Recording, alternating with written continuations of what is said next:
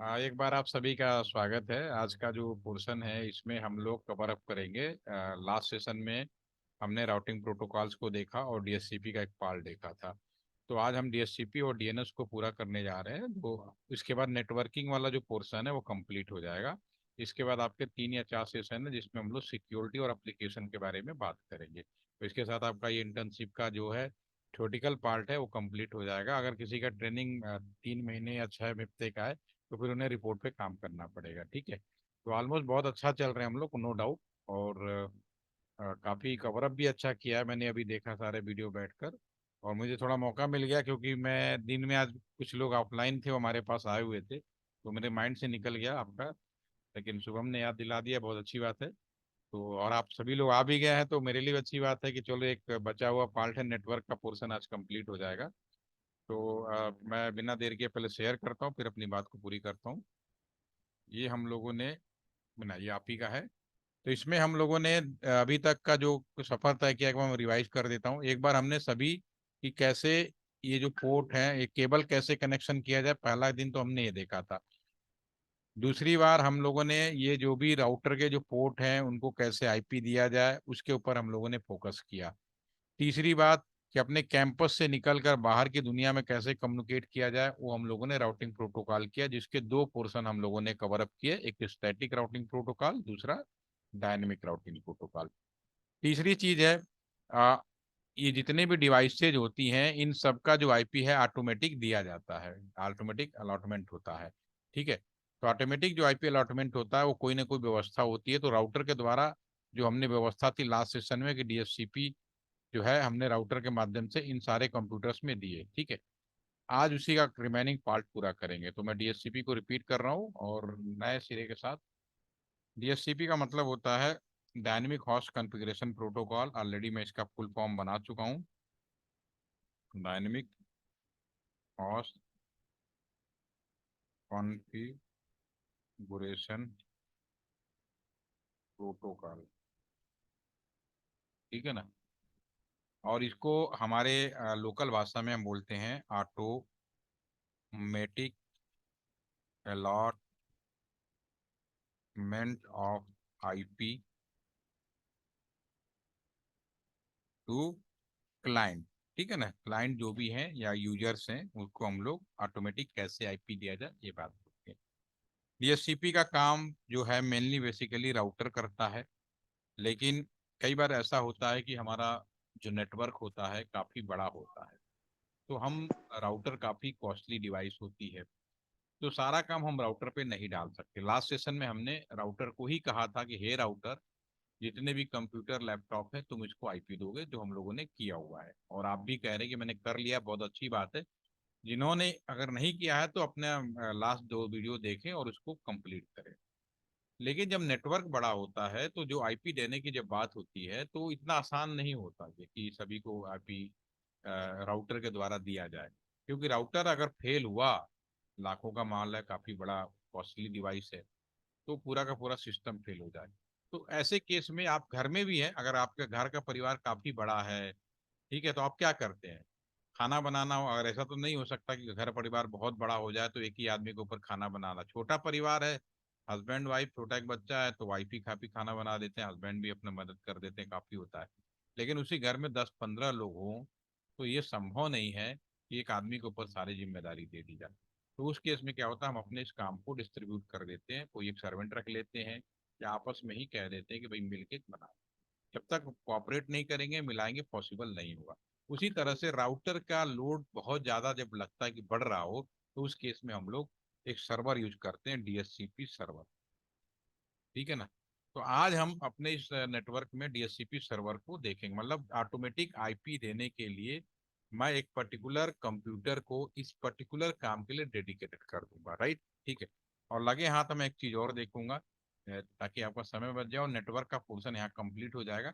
एक आपका होता है डीएनएस। डीएनएस का मतलब होता है डोमेन नेम सर्वर। ठीक है। Domain name service.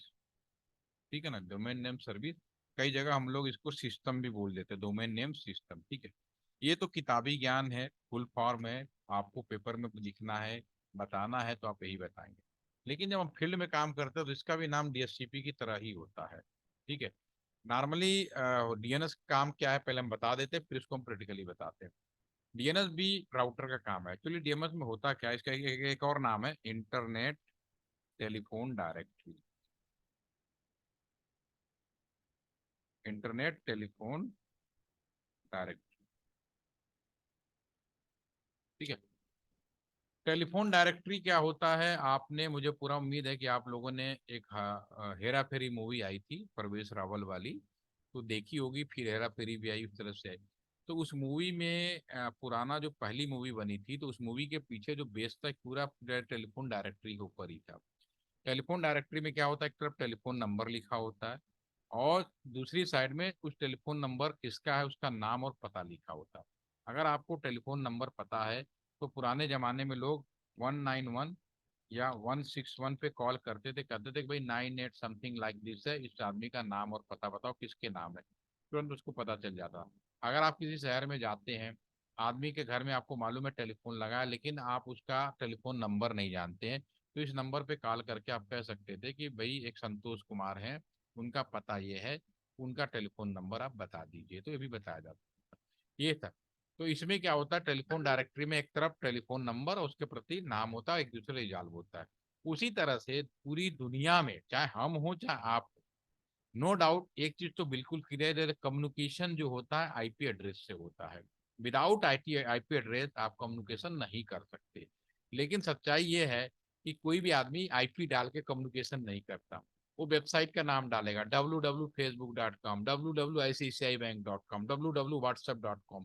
ठीक है, जितने भी साइट है, आप अपने कॉलेज का भी साइट का नाम डालेंगे, ठीक है ना। तो जब नाम डालते हैं तो नाम से तो कम्युनिकेशन संभव नहीं है।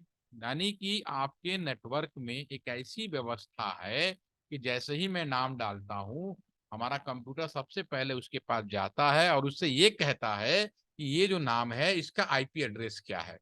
यानी कि आप जो भी वेबसाइट डाल रहे हैं उसका आईपी एड्रेस के बिना कम्युनिकेशन नहीं होगा। तो इसका मतलब है कि आपके लोकल कंप्यूटर पे या लोकल नेटवर्क पे यह व्यवस्था होती है कि जैसे ही आप वेबसाइट का नाम टाइप करते हैं तो सबसे पहले उस सिस्टम के पास जाता है, उस सिस्टम से कहता है हे सिस्टम, ये हमारा जो यूजर है वो कहता है www.facebook.com बताओ, इसका आईपी एड्रेस बताओ। जब आईपी एड्रेस उसको मिल जाता तब वो जाता है कम्युनिकेट करता है।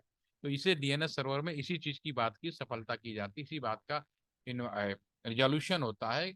आईपी एड्रेस से हम रिजॉल्व करते हैं वेबसाइट का नाम, वेबसाइट का नाम पता होता है, आईपी एड्रेस, वेब सर्वर बनते हैं। तो ये दोनों चीजें मैं अभी प्रैक्टिकली फटाफट कर रहा हूँ, अगले 10 मिनट में ये काम हो जाएगा। ध्यान। तो पहले मैंने थोड़ी बताने की कोशिश की है, दोबारा से रिपीट करके वीडियो सुनेगा, आपको सुनाई भी देगा, समझ में भी आएगा। कहीं कोई डाउट हो तो बता सकते हैं। तो एक काम करते हैं, इधर तो ऑलरेडी ऑटोमेटिक जो आईपी देने की व्यवस्था है वो तो मैंने राउटर का, डीएनएस का काम भी राउटर का है, लेकिन अब मैं सर्वर के रिस्पेक्ट में बना रहा हूँ। आपके कॉलेज में प्राइवेट कंपनियां आती है, आईटी कंपनियां आती होंगी, तो आईटी कंपनियां का जो सॉफ्टवेयर है हम वो खरीदते हैं और अपने कंप्यूटर में डालते हैं, बिल्कुल वैसे ही जैसे कि एंटीवायरस। ठीक है। तो सबसे पहले एक काम करते हैं, इस वाले एरिया में हम उसको डेवलप कर लेते हैं। तो इसको सबसे पहले मैं रिमूव कर देता हूँ। जब से रिमूव करना हो तो क्या करना पड़ेगा, क्रॉस बटन दबाएं, यस या नो पूछे तो नो करना, डिलीट कर दीजिए, आप नॉर्मल पोजीशन में आ जाइए। अब इसको मैं ऐसे नेटवर्क वाला डिजाइन करता हूँ। इस नेटवर्क में एक स्विच लगाएंगे, आप एक स्विच लगा दीजिए। यहाँ पे नीचे कंप्यूटर में जाएं, अब मैं यहाँ पे सर्वर लगा रहा हूँ, सर्वर नंबर 1, यहाँ पे कंप्यूटर टैबलेट नीचे ले जाएंगे, सर्वर लिखेगा, सर्वर 3 सर्वर लगा देते हैं। ठीक है। और ये भी कंप्यूटर सर्वर क्या है, कंप्यूटर में आप पर्टिकुलर सॉफ्टवेयर पर्टिकुलर काम के लिए डेडिकेटेड कर दो तो हमारा कंप्यूटर उस चीज का सर्वर कहलाता है। ठीक है। तो ये ऊपर जो सर्वर 0 है इसको मैं डीएससीपी सर्वर बना देता हूँ। डीएससीपी का मतलब ऑटोमेटिक देने वाला। दुनिया में दो चीजें ऐसी होंगी जिनकी आईपी कभी भी ऑटोमेटिक नहीं होगी, एक तो ये जो राउटर के जो पोर्ट हैं वो, दूसरा सर्वर। इनकी आईपी आपको मैनुअली ही डालना है। अगेन आई रिपीट, दुनिया में दो ऐसी लोकेशन पूछी जाए कि कौन ऐसी चीज है जहाँ पे आईपी आप ऑटोमेटिक नहीं दे सकते। एक तो राउटर के जितने भी पोर्ट होंगे, जैसे यहाँ पे हम गए पोर्ट के अंदर आईपी डाला, दूसरा जितने भी सर्वर होंगे उन सबको। तो अब यहाँ पे चूंकि ये जो सर्वर है मैं इस नेटवर्क में लगा रहा हूँ 192.168.2 अब इसकी कोई आईपी आप 1 से लेके 254 के बीच में आईपी एड्रेस है, कोई भी डाल सकते हो, मैं यहाँ पे 5 डाल देता हूँ। ठीक है, प्लानिंग कर दिया। दूसरे वाला जो सर्वर है इसको यहाँ डिलीट करके मैं यहाँ पे डीएनएस लिख देता हूँ। ये दूसरा काम है, रिजॉल्व करेगा आईपी एड्रेस से वेबसाइट, वेबसाइट से आईपी एड्रेस। तो इसका जो सर्वर है 192.168.168 आप 2.10 कर देता हूँ, ठीक है ना, /20। तीसरा जो सर्वर है ये हम वेबसाइट का बना देते हैं, www.facebook.com। ठीक है, ये वेबसाइट है, वेब सर्वर है, लेकिन वास्तव में इसका भी एक आईपी एड्रेस होगा। तो 192.168.2.15 कर लेता हूँ /20। ठीक है, अब मैंने कनेक्शन दे देता हूँ। केबल लेते हैं, आप इसको लिए, और हमने 01 को तो मैं यहाँ जोड़ देता हूँ, ये हमारा तो ऑलरेडी कनेक्टेड हो जाएगा। अब इस स्विच से इस सर्वर को जोड़ देते हैं, आप इस स्विच के हम दूसरे सर्वर को जोड़ देते हैं, और तीसरे स्विच को हम तीसरे सर्वर से जोड़ देते हैं, और फिर हम इस कंप्यूटर को ऐसे ले। एक काम करते हैं, ये जो वाईफाई है ना इसको यहाँ से रिमूव करके इस नेटवर्क से हटाकर यहाँ केबल लेते हैं, और मैं इसको जोड़ देता हूँ। अब कहने का मतलब है कि ये जो वाईफाई इधर का हो जाएगा। अभी मैं इसको चेक करूंगा तो पुराना आईपी तो इसका मिला होगा, ठीक है। अब इसको मैं दोबारा रिफ्रेश करूंगा तो फेल हो जाएगा, क्योंकि हमारे यहाँ पे कोई सर्वर नहीं है। ठीक है, दिस इज द फेल। तो ये जो आपका, अब इसमें मैंने सर्वर किसको बनाया, ये सर्वर के लिए क्या करना पड़ेगा, आप कोई भी प्राइवेट कंपनी से सॉफ्टवेयर खरीदेंगे, अपने कंप्यूटर में डालेंगे, बिल्कुल वैसे ही जैसे कि मैंने आपको पैकेट ट्रेसर दिया, आपने अपने कंप्यूटर में डाला, इंस्टॉल किया और यूज करते हैं। तो वैसे ही ये सॉफ्टवेयर मार्केट में मिलते हैं, खरीदते हैं, अपने कंप्यूटर में डालते हैं। दुनिया में व्यवस्था की गई है कि जितने भी सर्वर होंगे वो लिनक्स पे बनाए जाएंगे। अगेन रिपीट कर रहा हूँ, पहले भी रिपीट किया होगा, बताया होगा मैंने आपको कि जो भी हमारे नॉर्मल डेस्कटॉप कंप्यूटर होते हैं, एक आम आदमी जो यूज करता है वो विंडोज कंप्यूटर्स होते हैं। जो भी हमारे सर्वर बनाए जाते हैं वो हमारे लिनक्स के होते हैं, और जो भी राउटर और स्विच होते हैं आईओएस के होते हैं। ये जनरल है, लेकिन इसका मतलब ये नहीं है कि हम विंडोज कंप्यूटर को सर्वर में बिल्कुल बना सकते हो। लेकिन विंडोज को क्यों नहीं बनाते, क्योंकि सर्वर एक ऐसा कंप्यूटर होता है जो 24 घंटे हमें ऑन करके रखना होता है, और एक पर्टिकुलर काम के लिए डेडिकेटेड होता है, इसलिए सिक्योरिटी कंसर्न ज्यादा होता है। तो जो लिनक्स कंप्यूटर होता है उसमें आम आदमी हाथ लगाने से डरता है, उसे समझ में नहीं आता है, इसलिए उसको सिक्योरिटी कह सकते हो। अदरवाइज आप ये नहीं कह सकते कि हम विंडोज को नहीं बना सकते, एप्पल को नहीं, बिल्कुल बना सकते हो, इसमें कोई भी डाउट नहीं है। ठीक है, अब ये जो मैंने आईपी जो प्लान किया है, सबसे पहले सर्वर मैनुअली डालना है, क्लिक करेंगे, ठीक है, और इसके डेस्कटॉप पे जाएं, सबसे पहले आईपी डालें 192.168.2.1, तो इसका वो हो गया, गेटवे हो गया। और ये 2.5 हमने प्लान किया, डाल दे। अब चूंकि मैंने यहाँ पे डीएनएस सर्वर भी डिफाइन कर दिया, तो अब डीएनएस सर्वर का भी आईपी हम डाल देते हैं। ठीक है, अब ये जो डीएनएस सर्वर है इसको क्लिक करो, यहाँ करो, इसको भी आईपी दे दो। ये डीएनएस सर्वर 10 है, 10 कर दिया हमने। और इसमें सबसे बड़ी बात, कंप्यूटर साइंस में अगर आप खुद या इलेक्ट्रॉनिक्स में जो भी डिवाइसें बनती है, अगर उसको सारी चीजें बताने, जब ये डीएनएस खुद है तो भी बताना है कि तुम ही डीएनएस हो। एक कहानी पढ़ी होगी बचपन में, हम तो पढ़ते थे कि एक धोबी था, अ, अपने 10 गधों के साथ तालाब पे गया, और जब लौटने लगा तो एक गधे के ऊपर बैठ गया, और फिर काउंटिंग करता था, 1 2 3 4 5 6 7 8 9, 10वां नहीं गिनता था। ठीक है, इसका मतलब ये था कि वो कंफ्यूज था। ठीक है, लेकिन 10 गधे थे। ठीक उसी तरह से हमारे जो डिवाइसेज होते हैं इनके साथ भी प्रॉब्लम है। अगर आप ये नहीं बताओगे भैया तुम ही डीएनएस हो, या मैंने 168 लिखना था, सॉरी, ये मैंने गलत डाला है, इसको सुधारना पड़ेगा। अगर तुम ही डीएनएस नहीं हो तो फिर आपका कंफ्यूजन रहेगा, इसलिए बताना पड़ता है। तो इसमें इसका मतलब इसमें मैंने गलत आईपी डाला है, 168 है। आप लोग भी देखते नहीं हैं और बताते नहीं हैं, सिर्फ सुनते रहते हैं, और बात पूछते तो कहते हमने कर लिया। ठीक है, फेसबुक, इस पे जाए, ये भी हम बनाएंगे, इसको भी जो हमारा आईपी एड्रेस है 168, और हमने क्या बनाया, 15 बनाया, 15 कर देते हैं। ठीक है, और ये हमारा डीएनएस सर्वर 10 हो गया। अब इसके अंदर क्या होता है कि जो सर्वर बनाते हैं उसमें कुछ नहीं करना होता, कंपनी से सॉफ्टवेयर खरीदो, डालो, इंस्टॉल करो। तो इन सब, ये जो नॉर्मल कंप्यूटर अगर आप क्लिक करेंगे ना, तो इसमें देखिए कहीं सर्विस नाम की कोई व्यवस्था नहीं मिलेगी, सब कुछ कम मिलेगा ना, कॉन्फ़िग में। लेकिन जब सर्वर कंप्यूटर पे क्लिक करेंगे तो इसमें सर्विस नाम की व्यवस्था ही नहीं। ये जो सॉफ्टवेयर है कंपनी के द्वारा बनाई जाती है, लाइसेंस वर्जन दिया जाता है, तो इसके अंदर ऑलरेडी पड़ा है। अब मैं इसको डीएससीपी पे जा रहा हूँ तो क्लिक किया डीएससीपी, और जैसे ये चूंकि सामुलेटर है तो एक ही पेज पे दिख गया, लेकिन रियल में क्या होगा, सॉफ्टवेयर डालोगे। अगर मान लो विंडोज कंप्यूटर की बात करें, इसको आपने बनाया सर्वर, सॉफ्टवेयर डालेंगे आइकन बन जाएगा, आइकन को क्लिक करेंगे, उसके बाद आप अपनी काम करेंगे। तो ऐसे जब आइकन क्लिक करेंगे सबसे पहले पूछेगा भैया गेटवे बताओ, तो डालना है आपका जो गेटवे है 1 है। फिर पूछेगा डीएनएस बताओ, डीएनएस आपने 10 डालना है। अब यहाँ पूछेगा नेक्स्ट, सब नेक्स्ट बटन दबाना है। यहाँ चूंकि सामुलेटर है तो एक ही जगह हो रहा है, वरना आपको एक डालने के बाद नेक्स्ट नेक्स्ट नेक्स्ट आएगा। और यहाँ पे भैया आईपी कहाँ शुरू करें, भैया 20 से, यानी 1 से लेकर 19 रिजर्व हो जाए, क्योंकि हम जो सर्वर बनाए उनको स्टैटिक देना पड़ेगा। आप चाहते हो कितने कस्टमर, अभी कह रहा है 256 हो सकते हैं, आप कहते हैं नहीं मैं तो केवल 50 ही जोड़ना चाहता हूँ, तो 50 लिखो जो इतने चाहो। अगर यहाँ पे नहीं लिखोगे तो 20 से लेके 255 तक जो भी आईपी कंप्यूटर है, जो जितने भी हो पॉसिबल आईपी सब दे देगा। तो ये संख्या आपको लिख सकते हो। घर में डिश टीवी आप यूज करते हैं, डिश टीवी में अगर क्या यही व्यवस्था होती है, अगर यहाँ एक कर देंगे तो एक ही डिश टीवी। आप घर में कहा डिश टीवी रखा है, आप घर में 2 टीवी चलाना चाहते हो, तो जैसे पैसे दोगे वो क्या करते हैं, सेटअप बॉक्स खोलते हैं और यहाँ पे 2 कर देते हैं, 2 कंप्यूटर चलने लगता है, 2 टीवी चलने लगता है।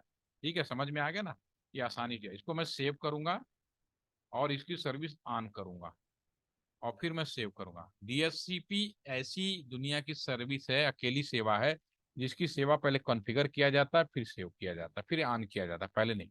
अब हमारे नेटवर्क में एक डीएससीपी सेवा है जिसकी हमने सॉफ्टवेयर की मदद से चालू किया है। अब हम चेक करते हैं, टैबलेट पे जाते हैं। अब देखिए ऑलरेडी 20 से पहले ही आ गया, यहाँ पे मुझे कहने की जरूरत नहीं पड़ी। इस कंप्यूटर पे चेक करते हैं तो आपको जल्दी समझ में आएगा। क्लिक किया, देखते हैं, देखिए 21 से आ गया, बिल्कुल समझ गए ना। कंप्यूटर इसको चेक करिए, ये भी आपका, दोबारा से रिफ्रेश करते हैं, 22। तो इस तरह से डीएससीपी बनाया जाता है, ये आसानी से बन गया डीएससीपी। ठीक है, तो डीएससीपी आप राउटर के द्वारा, मेन काम है राउटर को बचाने के लिए, लोड घटाने के लिए हम अलग से सर्वर बना सकते हैं। अब डीएनएस है, डीएनएस भी बिल्कुल सेम व्यवस्था है, ये भी काम राउटर के द्वारा कर सकते हो कमांड मेथड में, क्योंकि मैंने सर्वर बना दिया ताकि आपको समझ में आ ही गया होगा। तो इसको मैं क्लिक करूंगा, अब इसमें भी सेम सर्विस चालू करूंगा। अब इसमें भी, इसमें जाना है डीएनएस सेवा में। डीएनएस में 2 चीजें मिलेंगी, अभी मैंने डिस्कस किया। डीएनएस क्या है, डीएनएस ऐसी व्यवस्था है कि दुनिया का हर आदमी आईपी एड्रेस से कम्युनिकेशन कर तो रहा है लेकिन टाइप कोई नहीं करता। तो इसका मतलब है कि हमारे नेटवर्क में एक ऐसी व्यवस्था है कि एक सर्वर अवेलेबल है जिसपे हम जैसे वेबसाइट का नाम टाइप करते हैं, उस सर्वर से पूछता है हे भाई तू बता दे इसका आईपी एड्रेस क्या है, फिर उसके बाद वो कम्युनिकेट करने लगता है। तो यहाँ पे जो है इसकी सर्विस कभी भी ऑन कर सकते हो, ऐसा नहीं भागे पीछे। यहाँ पे नाम लिख दिया, मैंने एक फेसबुक बनाया, मैंने कहा www.facebook.com, मैंने कर दिया। ठीक है, और इसका आईपी, यहाँ पे आईपी एड्रेस ये है 15, तो इसको हमने यहाँ पे 15 कर देते हैं। और हम इसको ऐड कर लेते हैं। ठीक है, ये हमने बना दिया। ऐसे ही डीएनएस सर्वर में दुनिया की लाखों करोड़ों वेबसाइटें ऐड की जाती हैं, रखी जाती हैं। ठीक है, अगर मैं अपने इस लैपटॉप को खोलूं और खोल के मैं इसमें लिखूं www.facebook.com, तो पहले मेरा लैपटॉप यहाँ से जाएगा, किसके पास जाएगा, डीएनएस सर्वर के पास, कहेगा भैया आईपी बताओ फेसबुक का। जब बता देगा तो फिर आएगा, फिर यहाँ फेसबुक से वो पेज लेगा, फिर इस पेज को अपने टैबलेट पे खोलेगा। डीएनएस सर्वर जरूरी नहीं है कि केवल आपके कंप्यूटर में, दुनिया के किसी भी कंप्यूटर में पॉसिबल हो सकता है। तो सबसे पहले हम चेक करते हैं खुलता है कि नहीं। क्लिक करते हैं और वेब ब्राउजर पे जाते हैं, क्रोम हो गया, माइक्रोसॉफ्ट, और मैं यहाँ पे कुछ ऐसी साइट का नाम लिख देता हूँ जो मेरे, यहाँ पे तो मैंने अभी एक ही चीज इंस्टॉल की है ना, www.facebook.com, तो मैं यहाँ पे ऐसा नाम लिखता हूँ जो हो ही ना, www.kksy.com कर देते हैं। अभी नेटवर्क में तो है नहीं, जैसे मैं एंटर मारूंगा कह रहा हॉस्ट नेम रिजॉल्व, कह रहा बेवकूफ बना रहे हो मुझे, यहाँ पे तो इस नाम का कोई है ही नहीं, तो मैं क्या रिजॉल्व करूंगा, क्या साइट खोलूंगा। लेकिन अगर मैं यहीं पे लिखूं www.facebook.com, जैसे मैं एंटर करूंगा ये देखिए पूरा वेब पेज खुल गया। और डीएनएस सर्वर जरूरी नहीं है कि हमारे लोकल नेटवर्क में, जैसे ये कंप्यूटर है, ठीक है, इस कंप्यूटर में अगर मैं यहाँ पे आईपी में यहाँ का डीएनएस डाल दूं, कहाँ का, 192 डॉट जो भी है हमने, डीएनएस तो कहीं का भी हो सकता है, 10 है ना, डाल दिया। अगर मैं इस कंप्यूटर से कम्युनिकेशन करूंगा, पहले तो कम्युनिकेशन चेक कर लेते हैं, कम्युनिकेशन है कि नहीं, कम्युनिकेशन ओके है। तो अगर मैं इस कंप्यूटर से यहाँ पर जाकर अगर मैं यहाँ पे www.facebook.com खोलूं, ठीक है ना, तो ये क्या होगा, ये भी ओपन हो जाएगा। क्या किया इसने, बहुत ही सिंपल, यहाँ से निकला, पहले गया, इससे पूछा, इसने वेबसाइट का नाम बताया, आईपी एड्रेस दिया, उठाया और ये पेज लाके यहाँ पे ओपन कर दिया। ठीक है। अब इसमें, अब इन कंप्यूटरों में तो कोई डीएनएस है नहीं। ठीक है, अगर इसमें खोलने की कोशिश करूं तो नहीं खुलेगा।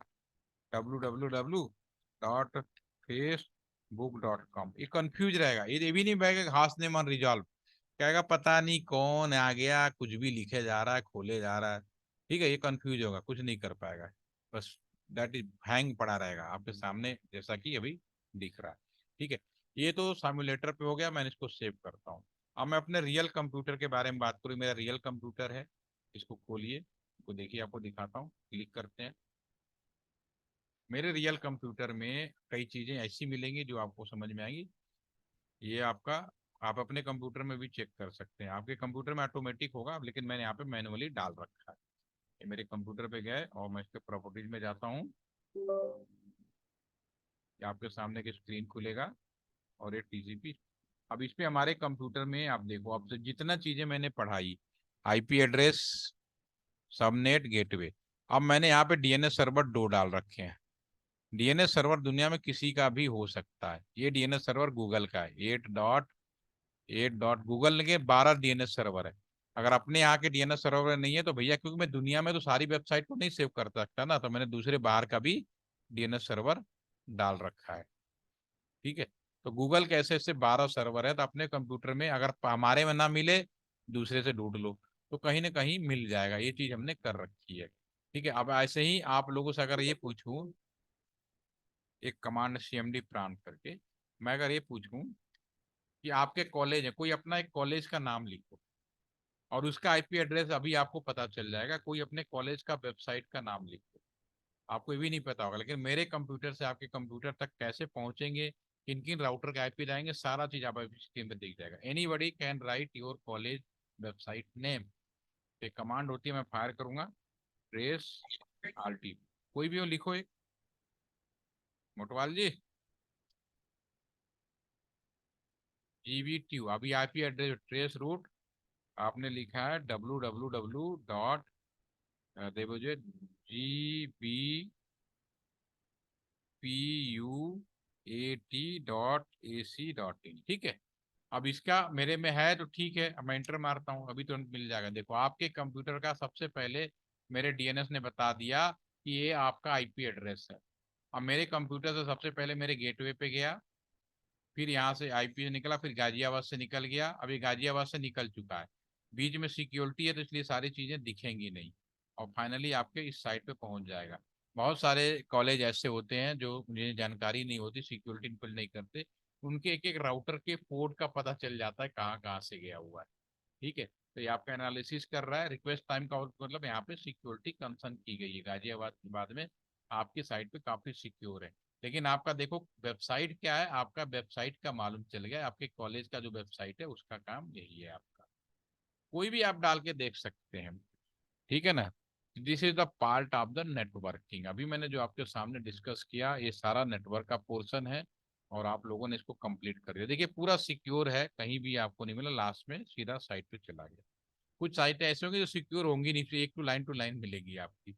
आप अपने कॉलेज का नाम डाल के चेक कर सकते हो, कमांड होती है ट्रेस आल्टी, वेबसाइट का नाम, you can easily find out what is your IP of your user. तो कर पाएंगे नेटवर्क पोर्शन। ठीक है, इसको पूरा करिए, network portion complete. Next session में हम अब एक एप्लीकेशन के बारे में बात करेंगे और उसके बाद सिक्योरिटी करेंगे। यस भास्कर, पूछो, डाउट तो पूछते ही नहीं आप लोग, चैट में लिखना थोड़ी, अनम्यूट करो, फूटो फटाफट, क्या पूछना है, हेलो कोई सर। भी। हम्म। सर जैसे कि आपने पिछले क्लास में बताया था कि जैसे हमने एक्सेस पॉइंट से कनेक्ट किया, एक टैबलेट और एक स्मार्टफोन जैसे कनेक्ट किया, तो सर हमारा जो एक्सेस पॉइंट का आईपी एड्रेस है, तो जब वो आईपी एड्रेस हम आपके एक्सेस जब पॉइंट पे, इस एक्सेस पॉइंट पे आईपी एड्रेस कहाँ से है बताओ, क्वेश्चन मतलब सर पहले पूछो, पहले पूछ लो, फिर मैं पूछता हूँ, पूछो। मतलब उसका जो आईपी एड्रेस हमें मिला है वहां से, राउटर से जो मिला है यहाँ पे जो एक्सेस। राउटर पे आपको यहाँ जो आईपी मिला वो इसने दिया आपको। हाँ। तो सर जैसे इसमें दो डिवाइस कनेक्ट है, एक लैपटॉप एक पीसी कनेक्ट है, तो जी, सर दोनों का आईपी एड्रेस डिफरेंट होगा या फिर बिल्कुल सेम? बिल्कुल डिफरेंट होगा, आईपी एड्रेस तो हो ही नहीं सकता एक। बट सर जैसे कि हमने देखा है कि हम लोग यहाँ हॉस्टल में से वाईफाई लगाए हुए हैं हाँ बेसिकली, तो उस वाईफाई से जैसे हम अपना फोन कनेक्ट कर रहे हैं और अपना लैपटॉप भी कनेक्ट कर रहे हैं, तो फिर उसमें दोनों में जाके जब चेक कर रहे हैं आईपी एड्रेस, तो दोनों का सेम व्हाट इज बता माई रहा है। आईपी, आप कहाँ चेक कर रहे हो व्हाट इज माई आईपी? ये sir what is my IP से। बहुत बढ़िया, मुझे बहुत अच्छा लगा कि आपने एक्सपेरिमेंट तो किया। आप यस सर। आप व्हाट इज माई आईपी से चेक कर रहे हो, ठीक है। एक चीज यस तो सर। ये होगी, व्हाट इज माई आईपी ये बताएगा, वो भी मैं बता देता हूँ, एक्सप्लेन कर दूंगा। अब आपको अपना आईपी चेक करना है आपके अपने दोनों कंप्यूटर में। तो आप आईपी ऐसे चेक करो, ये सीएमडी कमांड खोलो और उस पर लिखो आईपी कॉन्फिग। जब ये फायर करोगे ना तो ये आईपी आएगा आपका, दोनों का अलग आएगा, ये लोकल आईपी।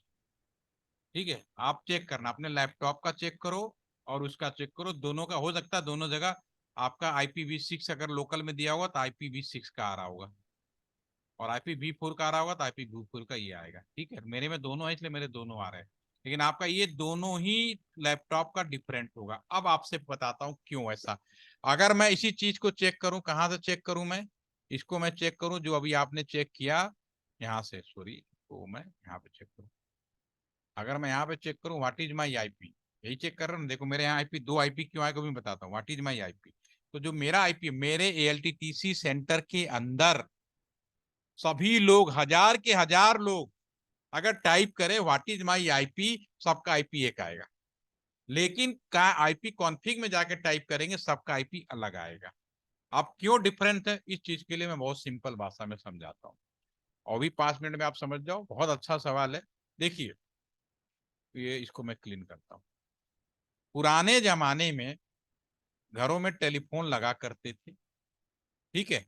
और जब टेलीफोन घर में रखना बड़ा कठिन काम था, एक दो तीन, तीन तरह के टेलीफोन लोग लेते थे। एक आदमी केवल लोकल कॉल के लिए टेलीफोन लेता था, इस बात को समझ में आ जाओगे, आज का सारे सवाल का जवाब मिल जाएगा।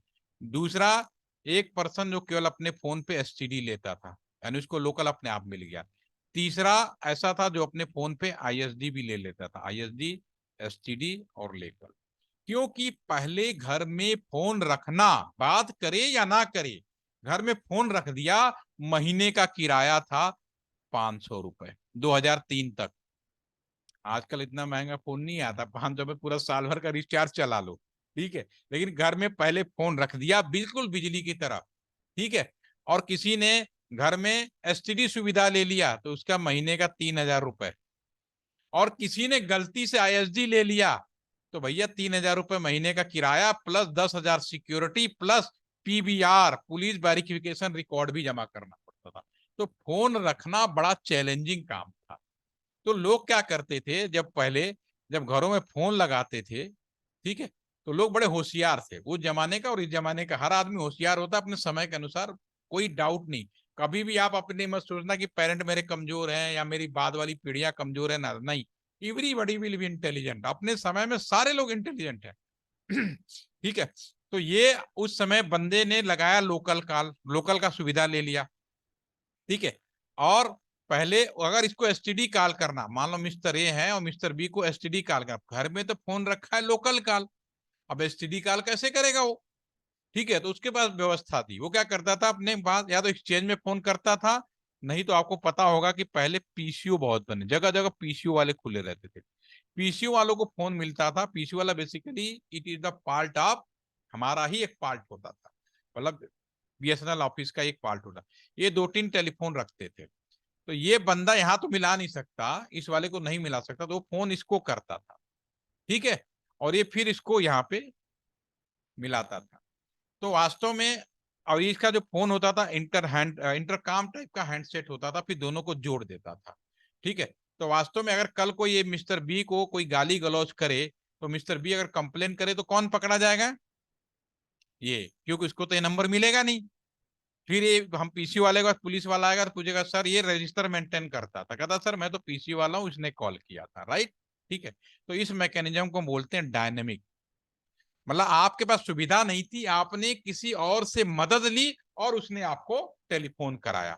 आज बिल्कुल सेम व्यवस्था है, आप में से कोई आईपी एड्रेस खरीदता नहीं है, किसी ने नहीं खरीदा, केवल सुविधा ली है। अब आपका एक कंप्यूटर मोबाइल फोन है, ठीक है, अब आपको दुनिया में इंटरनेट करना है, आप सभी डायनेमिक आईपी यूज करते हो, बिल्कुल डायनेमिक फोन की तरह। आप नियर बाई आईएसपी के पास जाओगे और आईएसपी फिर आपको इंटरनेट करवाता है। तो जो आईपी अगर बाहर की दुनिया वाला चेक करे what is the my IP, वो लोकल चेक नहीं हो रहा, बाहर की दुनिया की तरफ से चेक हो रहा है, तो उसको कौन सा आईपी बताएगा? उसको जो आईपी बताएगा वो अपना वही बताएगा जो सबको, ये जो पीसीओ वाले का। लेकिन लोकल में आपकी आईपी बिल्कुल अलग होगी। All are you getting my point, yes or no? समझ में आया मैं क्या कहना चाह रहा हूँ? Yes sir. लोकल आईपी आपका अलग है, वो कुछ भी रख सकते हो, कोई भी बाउंड्री नहीं, कोई भी समस्या नहीं, ठीक है। लेकिन आपके पूरे कॉलेज का आईपी लिमिटेड होगा, एक ही होगा, इसमें कोई भी शक नहीं होना चाहिए। क्लियर है? ठीक है, चलिए। इसको यस। वीलैन कॉन्सेप्ट बोलते हैं, वो भी आपके सिलेबस में है, वो भी मैं बताऊंगा वीलैन एक ही आईपी पे सबको कैसे दिया जाता है। ये तो last session of your training, ठीक है, वो भी आएगा आपके सामने प्रैक्टिकली, पैकेट ट्रेसर पे करा के दिखा दूंगा जो बात मैंने अभी थ्योरेटिकली बताई। और कोई doubt? Yes. Thank you sir. ठीक है, पूछो, पूछोगे आप सीखोगे, तो क्योंकि मैं आपका टीचर नहीं हूँ। अब आपके मन में आया तो कम से कम आपको ये समझ में आ गया ना कि लोकल में लोकल आईपी है, कुछ भी हो सकता है भैया। हो सकता है कि जो आईपी मुझे अभी मिल रहा है पड़ोसी को बाद में मिला और एक ही जैसा दिखे, लेकिन वास्तव में सभी की आईपी अलग होती है लोकल। ठीक है, और पीसीओ की तरह आपको इसीलिए सिक्योर नहीं है, यहाँ पे जो भी तो बातें सुन सकता था। ठीक है, चलिए, again see you all up tomorrow. Tomorrow तो चलो मंडे को देखेंगे। ठीक है, थैंक यू। अब तो 3 सेशन आराम से करेंगे, एक एक दिन गैप करके। ठीक है, थैंक यू। Good night.